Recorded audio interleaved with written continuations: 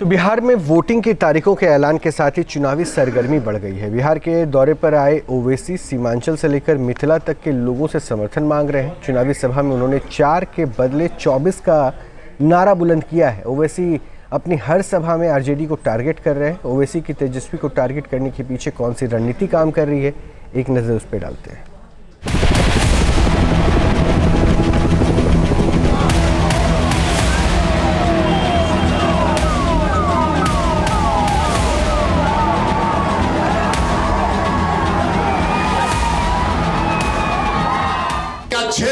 लेकर बहादुरगंज की जनता को धोखा देना भ्रष्टाचार है या नहीं, बताओ हमको आप। सबसे बड़ा भ्रष्टाचार अगर हुआ है तो सीमांचल की जनता के साथ हुआ। इस बार महागठबंधन की सरकार बनेगी। काउंटिंग 14 नवंबर को होगी। भाईजान की पतंग क्या महागठबंधन को करेगी तंग? बिहार में एक्शन में भाईजान, क्या साथ देंगे मुसलमान? बिहार में चुनावी सरगर्मी बढ़ने के साथ ही जिसे एक चेहरे पर सबकी निगाह टिकी है वो नाम है ओवैसी का। बिहार में चुनावी सुगबुगाहट के साथ ही ओवैसी का रण खटोला मिथिला की धरती से लेकर मगध की सरजमी तक को नापने में जुट गया है। हैदराबादी भाईजान हुंकार भर रहे हैं, मजलिस के नाम पर वोट मांग रहे हैं, 4 के बदले 24 का नारा बुलंद कर रहे हैं।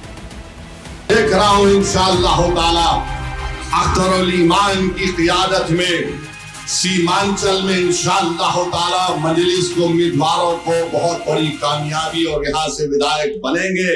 जो लोग समझ रहे थे कि 4 को तोड़ लिए तो ये लोग कमजोर पड़ जाएंगे, मैंने कहा 4 का जवाब 24 से दिया जाएगा इंशाअल्लाह।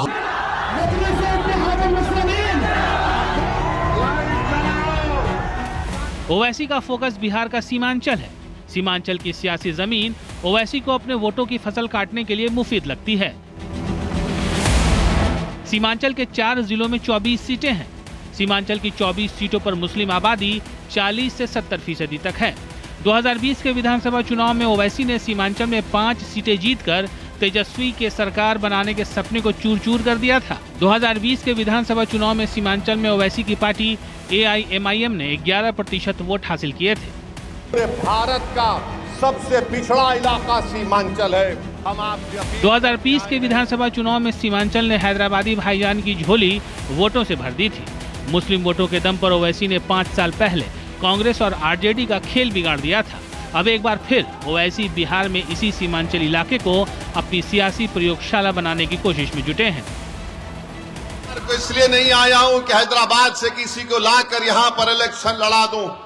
मैं बिहार को इसलिए नहीं आया हूं कि यहां पर वोट हासिल करके जिस तरह वो हमारे 4 MLAs अपना जमीर बेचकर बेईमान साबित हुए, वो अपना जमीर बेच देंगे। अरे मैं यहां पर आया हूं तो 19% जनता को एक नेता बनाने के लिए, और ऐसा नेता बनाने के लिए जो ना राजद से डरेगा, ना मोदी से डरेगा, ना नीतीश से डरेगा, बल्कि सिर्फ अल्लाह से डरने वाला होगा।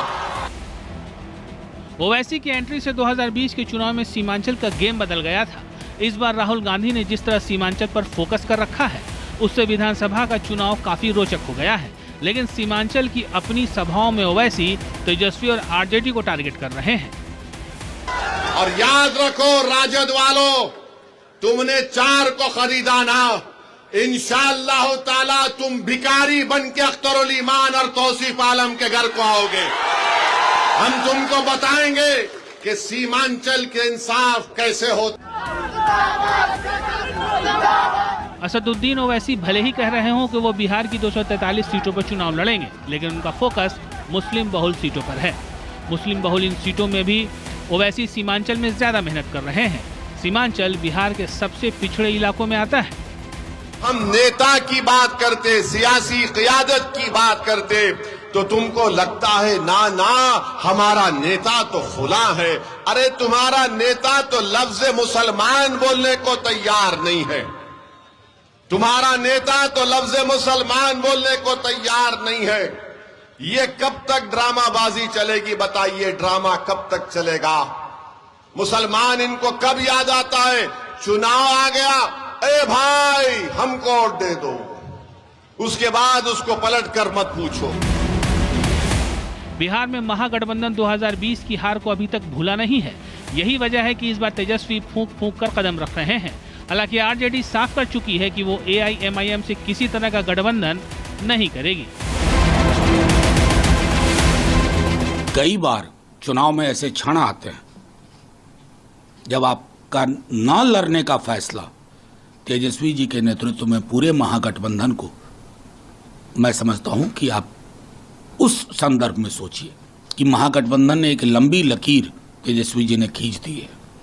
इस लकीर को समझते हुए मैं आग्रह करूंगा माननीय ओवैसी साहब, ये चुनाव बहुत महत्वपूर्ण है, देश की राजनीति को भी निर्धारित करेगा। एक तरफ ओवैसी सीमांचल के विकास का मुद्दा उठाकर महागठबंधन को घेर रहे हैं, वहीं वक्फ कानून को एनडीए पर हमले का हथियार बना रहे हैं। ओवैसी की कोशिश क्या रंग लाएगी, इसका जवाब 14 नवंबर को काउंटिंग के दिन सामने आ जाएगा। जहां भक्ति है हर शब्द में, कथाओं में छुपे हैं दिव्य रहस्य और ज्योतिष देता है जीवन को दिशा। धर्म से जुड़ी हर बातों को जानने के लिए हमारे चैनल स्तुति को सब्सक्राइब करें। चैनल पर जाने के लिए इस लिंक पर क्लिक करें।